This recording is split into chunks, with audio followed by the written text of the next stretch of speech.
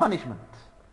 And that is why a lot of people, we see them in difficult predicaments because they don't implement the sunnah. Because the sunnah, barakallahu feekum, huwa al-Islam, wal-Islam huwa sunnah. The sunnah is Islam, and Islam is the sunnah. As some of the scholars of the past, they said, because the sunnah is revelation. وَمَا يَنْطِقُ عَنِ الْهَوَى. The Prophet ﷺ does not speak of his desires. It is nothing but revelation revealed to him. So Islam is the sunnah, and the sunnah is al-Islam. Na'am. Also, brothers and sisters, another benefit of implementing the sunnah of Muhammad sallallahu alayhi wasallam, الثمرة الثالثة, the third beauty of implementing the sunnah of Muhammad alayhi salatu wasalam, it protects us from differing and splitting. So those people that want to bring about unity, and every Muslim wants to bring about unity, or should want to bring about unity amongst the Muslims. However, that unity, it has to be established upon what the Prophet ﷺ highlighted in Khutbat al-Hajjah. It has to be established upon what we've heard in these verses and that which is mentioned in the Sunnah of the Prophet ﷺ. Unity has to be upon the Book of Allah, the Sunnah of the Prophet ﷺ, and the abandonment of innovations. There's no unity without that, because you're trying to achieve something that is impossible. Mad dalil, what is the proof? There are many evidences that implementing the Sunnah of the Prophet ﷺ and staying away from innovations will bring unity. It will unite the Muslims. As Allah subhanahu wa ta'ala, He said, وَأَطِيعُوا اللَّهَ, obey Allah, وَرَسُولَهُ, and His Messenger, وَلَا تَنَازَعُوا, and do not differ, because if you differ, you will lose heart and you will lose strength. The Prophet sallallahu alayhi wasallam, in the famous hadith of Al-Irbad ibn Sariya radiallahu ta'ala anhu, which is collected by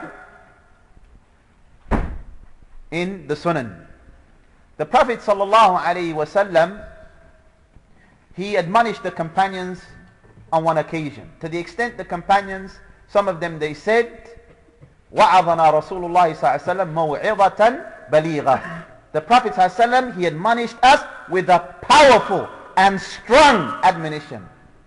It was moving, to the extent they said it caused the eyes to shed tears and it caused the hearts to tremble. So some of them said to the Messenger of Allah ﷺ, Ya Rasulullah, كَأَنَّهَا مَوْعِظَةُ مُوَدِّعٍ.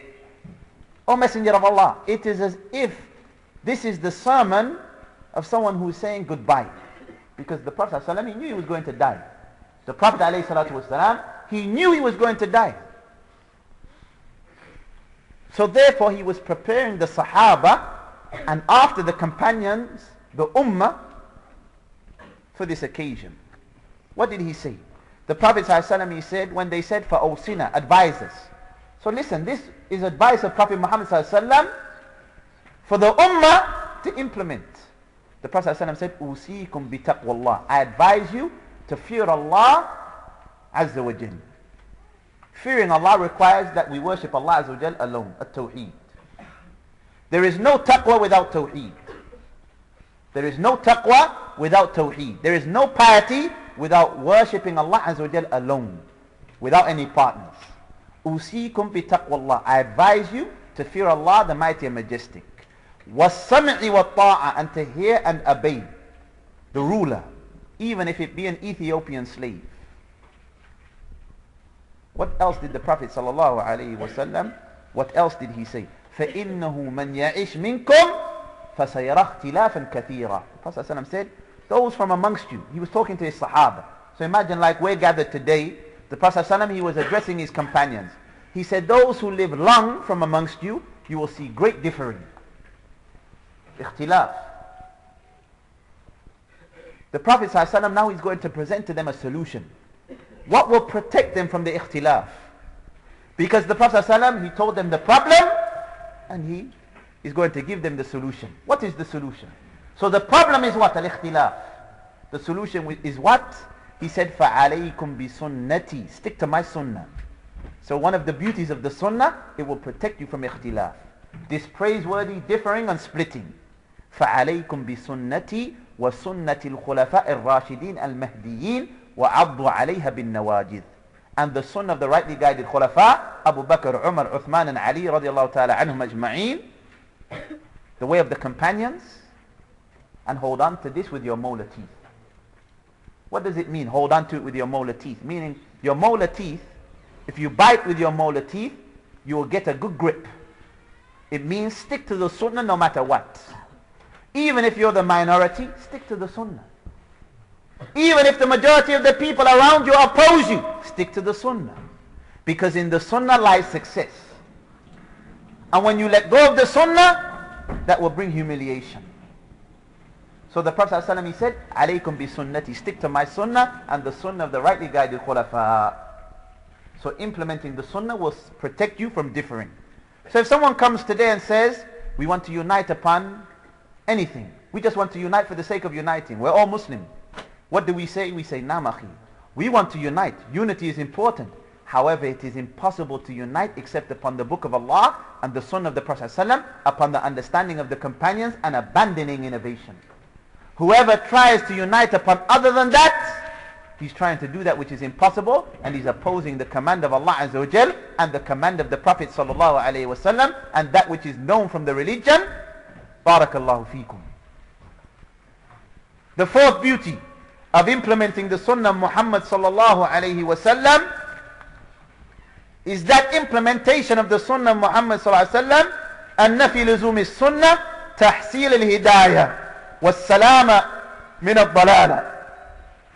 Implementation of the sunnah will allow a person to walk upon that path of guidance and to safeguard themselves from misguidance. How is that? The Prophet ﷺ explicitly said this. He said in an authentic hadith, sallallahu alayhi wa sallam, inni qad taraktu fikum, I have left you with ma in i'tasamtum bihi lan tadillu abada. If you hold on to it, you will never go astray after me. So the Prophet ﷺ, he said, he's left us with two things. Alayhi salatu wasalam. If you hold on to them, al-i'tisam. Look, he said, in i'tasamtum bihi. If you hold on to it, al-i'tisam is to hold on to something strongly. That's why some of the scholars of the Salaf, they used to say, al-i'tisamu bis-sunnah najat. Holding on to the sunnah is safety and security. Imam Malik, he used to say, as-sunnah, the sunnah is like Noah's ark. Man rakibaha najat. Whoever boards it will be safe. Imam Malik, he compared the sunnah to Noah's ark. So imagine the flood comes. Everyone around you is drowning in confusion and misguidance. How do you escape it? You run towards the ark. What is the ark? The sunnah. Imam Malik said, as-sunnah, the sunnah is like Safinatu Nuh, Noah's ark. Man rakibaha naja. Whoever gets on board, you will be safe. So around you, you have waves. At the time of Nuh alayhi salatu wasalam, it was water. In our time, it may be confusion. It may be misguidance. If you get aboard, you will be safe from all of this. وَمَنْ تَخَلَّفَ عَنْهَا. And if you do not board Noah's ark, what will happen? You will drown. If you don't get on board that ship, what's the ship? The sunnah. Imam Malik saying, if you don't get on board, you will drown. Maybe not water. You will drown in what? Confusion or misguidance. Now, the fifth thing, inshallah ta'ala, I will mention in closing.